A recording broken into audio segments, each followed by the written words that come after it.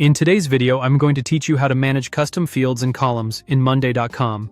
Custom columns, sometimes called fields, help you organize important information on your board, like statuses, dates, owners, notes, budgets, and more. Setting these up properly makes your workflow much easier to read and manage. To begin, log into your Monday.com account and open the workspace that contains the board you want to edit. Once you're inside the correct workspace, select the board where you'd like to add your custom fields. In this example, we'll open the sales pipeline board. At the top of the board, you'll see your existing columns, such as name, status, owner, and date. To create a new custom field, click the plus icon in the column area. This is where Monday.com lets you add different column types depending on the kind of information you want to track. For the first example, choose status.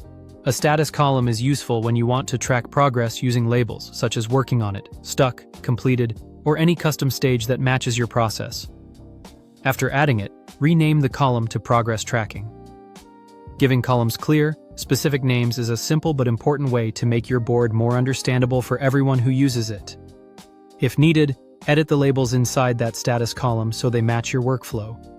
This is especially helpful if your team uses different terminology or if you want each label to represent a specific stage in your pipeline.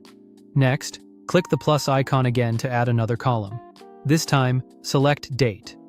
A date column is ideal for tracking deadlines, milestones, or follow-up points in time.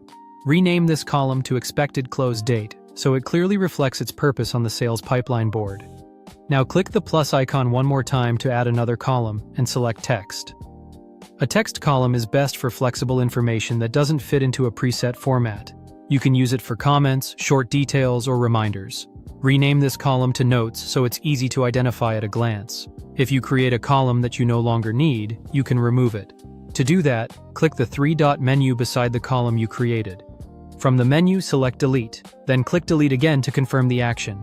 This final confirmation helps prevent accidental removal, so make sure you're deleting the correct column before proceeding.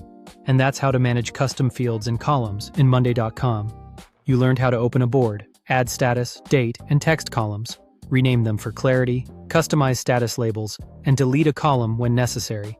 Thank you for watching, and subscribe for more.